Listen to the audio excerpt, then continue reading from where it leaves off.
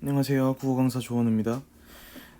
자, 오늘도 2021학년도 수능이죠. 31번부터 33번에 출제된 최고운전 해설 강의 고전 3문 시작할게요. 자, 코멘트 좀 보고 갈게요. 일단 2021학년도 수능, 아마 이거 들으시는 여러분들에게는 작년에 겪으셨던 수능의 기출이 되겠네요.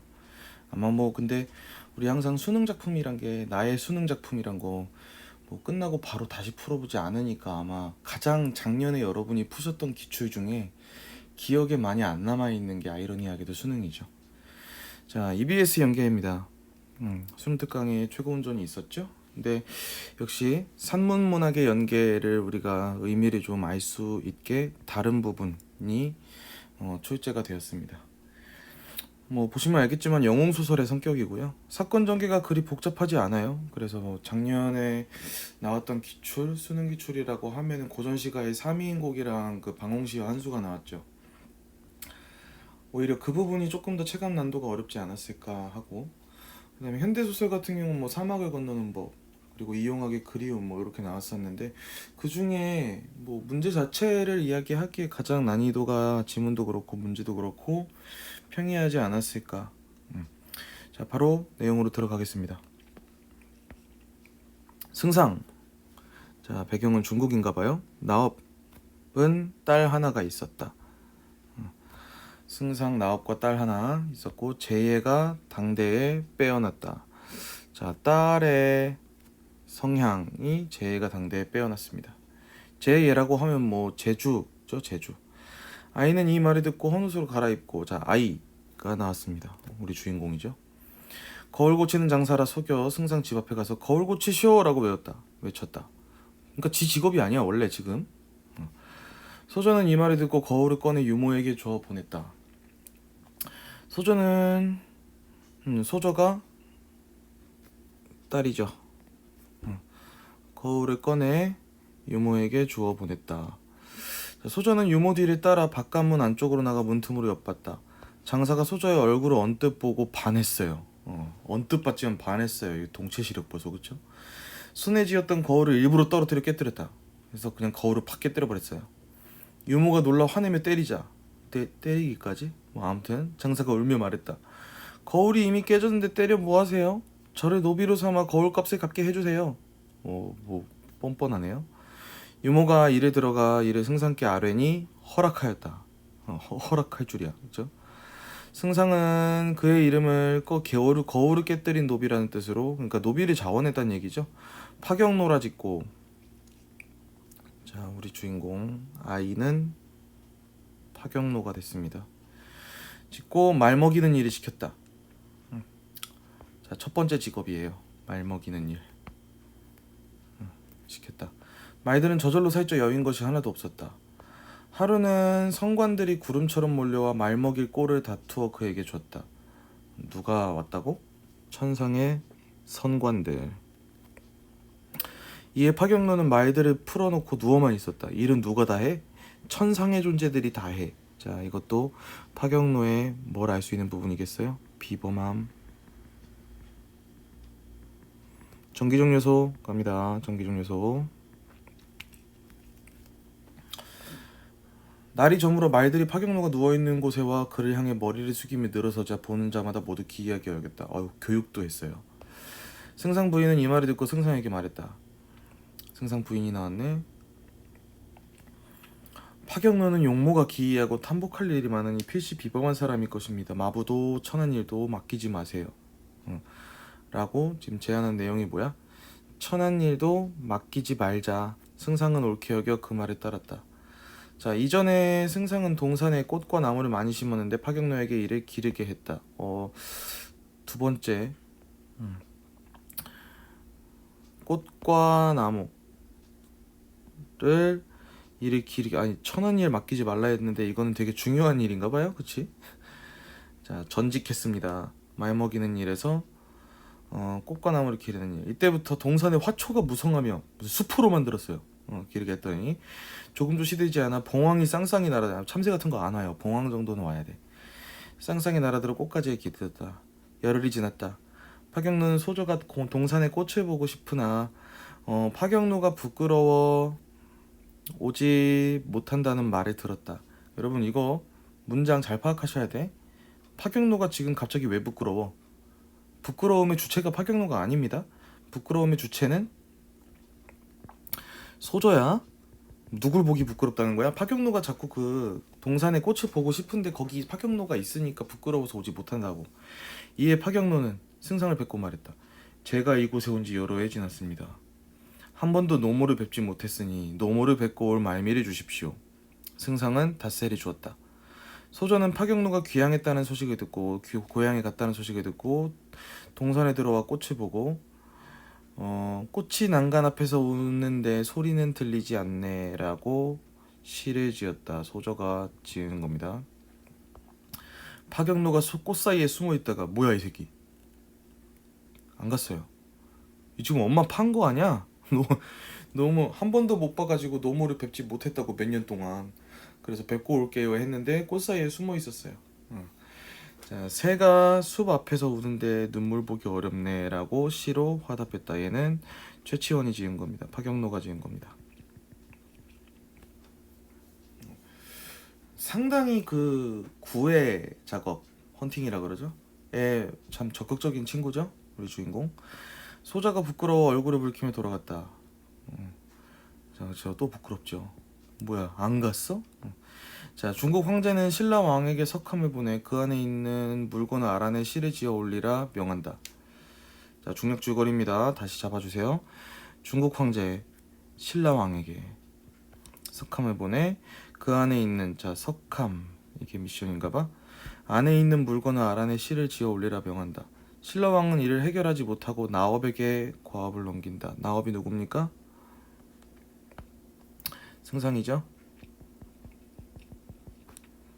승상은이라고 안 하고 이제 또 나업은이래. 집으로 돌아와 석함을 안고 통곡했다.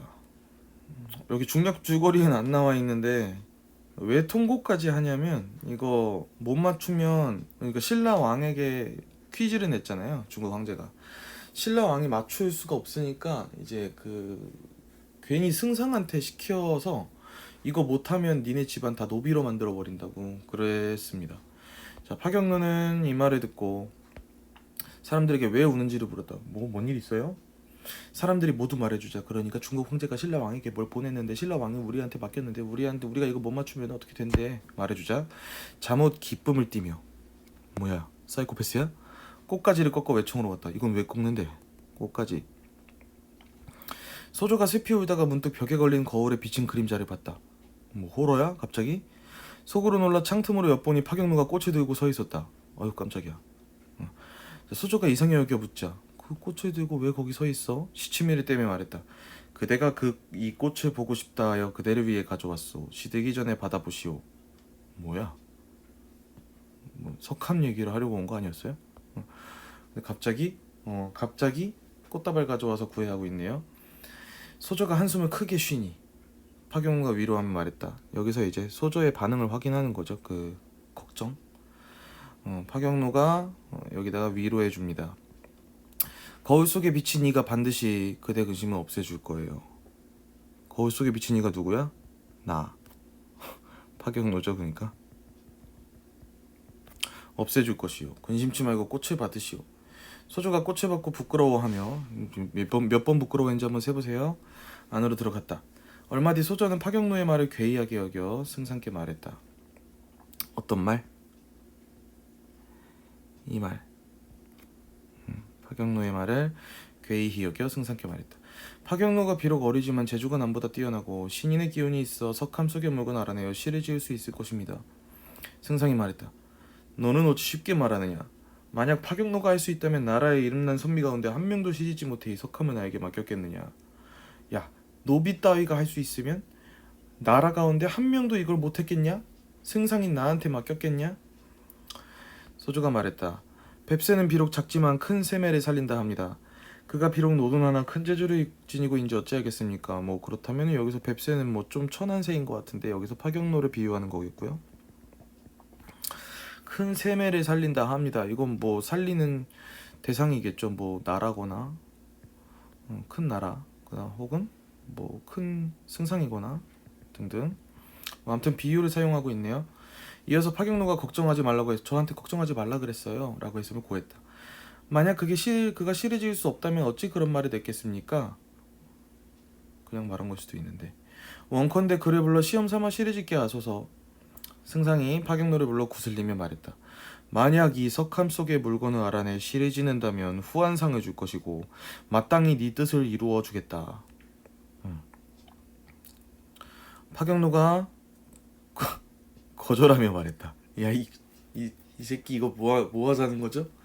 아까 지금 소주한테 가가지고 내가 할 수 있어 걱정 말고 꽃을 받으시오 꽃까지 줘놓고 해놓고 이거 전했더니 막상 물어보니까 뭐래요? 비록 후한상을 준다 한들 제가 어찌 시리 짓겠습니까?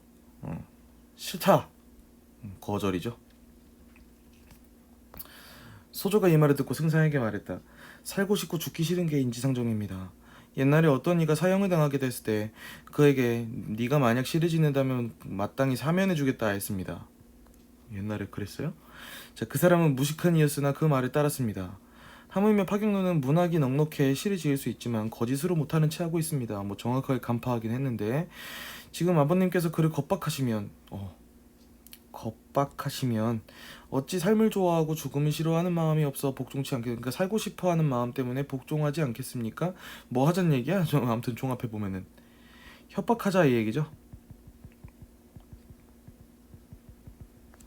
승상이 그럴듯하다 여기고 파경노를 불렀다. 뭐 그 다음 협박을 하겠죠. 그리고 여기 안 나왔지만 우리 아무튼 파경노가 거절한 이유가 있죠. 뭐 때문에 그럽니까?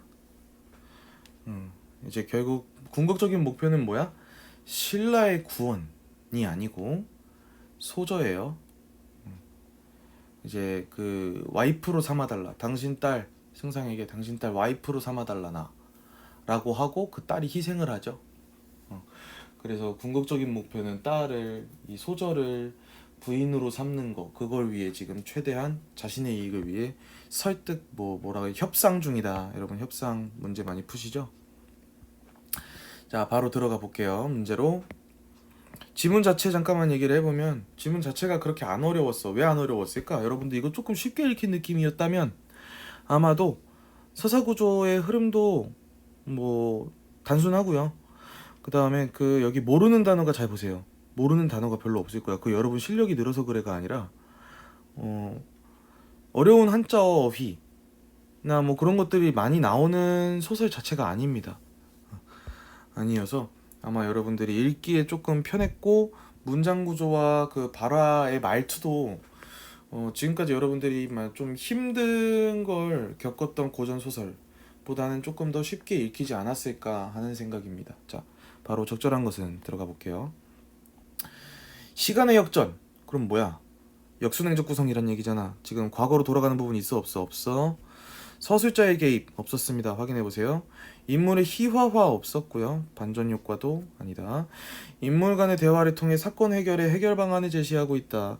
해결의 방안을 제시하고 있다. 지금 소조와 파경노가 대화했던 것도 어떤 내가 해결할 수 있다는 빌미를 던졌고 그 다음에 뒤에 승상과 소조가 대화하는 부분에서 아무튼 소조는 확신하고 있죠. 파경노가 분명히 이 일을 해결할 수 있다. 시를 지을 수 있다는 걸 확신하고 있어.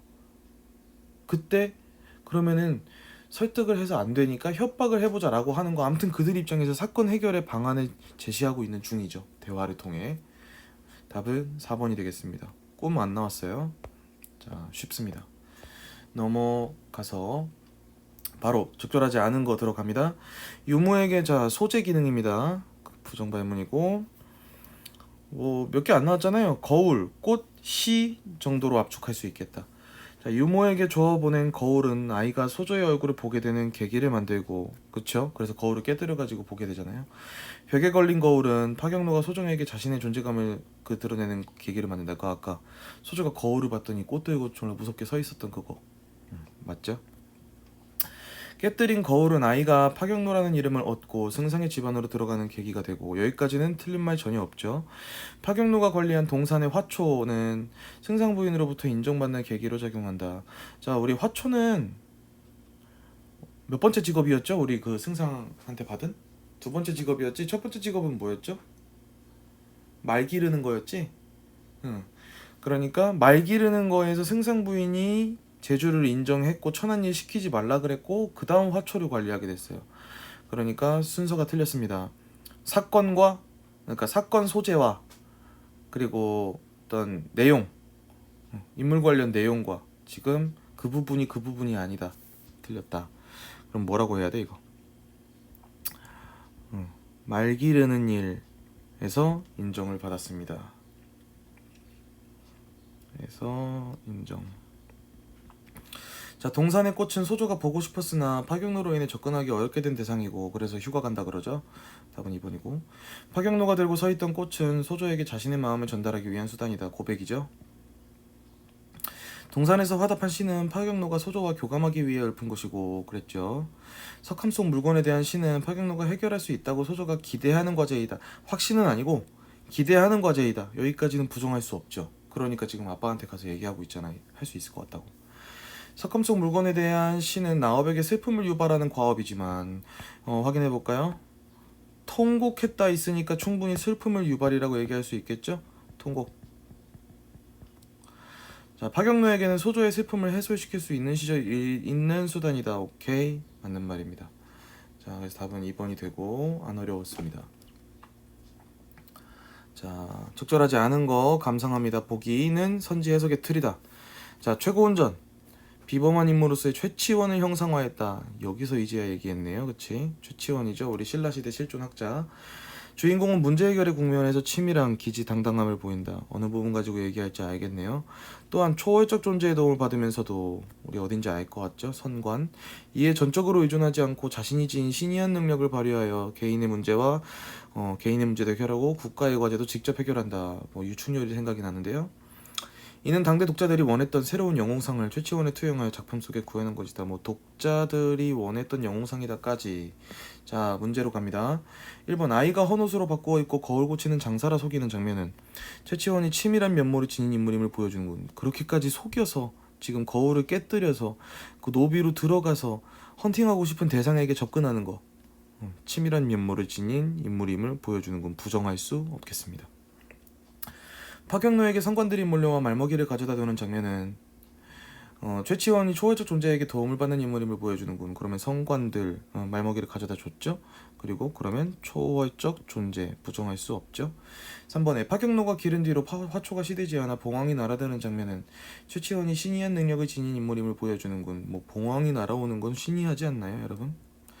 4번 파경로가 논문을 핑계삼아 말미를 얻는 장면은 최치원이 원하는 바를 얻기 위해 기지를 발휘하는 인물임을 보여주는군. 그래도 어머니는 팔지 맙시다. 아무튼 맞네요. 기지를 발휘했다. 원하는 바는 소저죠. 자, 파경로가 승상의 제안에 거절하는 장면은 최치원이 보상을 추구하기보다 스스로 국가의 과제를 해결하는 당당한 인물임을 보여주는 건 국가의 과제를 해결하기 위한 거절인가요? 땡. 아주 지극히 보상을 추구하고 있죠. 보상을 추구하는 과정의 거절입니다. 그래서 틀린 말 답 5번이 되겠습니다.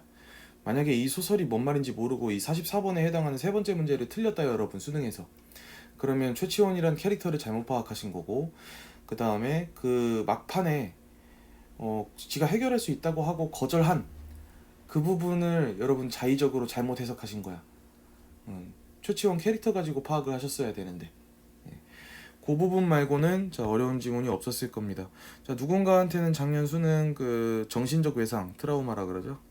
를 남겼을 수도 있는 문제겠지만 까놓고 얘기해서 작년 수능 기출 중에는 뭐 그리 어려운 지문은 아니었다. 그리고 여러분들이 지금까지 푸셨던 그 군담 소설의 여러 지문들에 비해 고전 소설이 어려울 수 있는 요소가 상대적으로 좀 적은 지문이 아니었나 합니다. 문제도 평이했고요.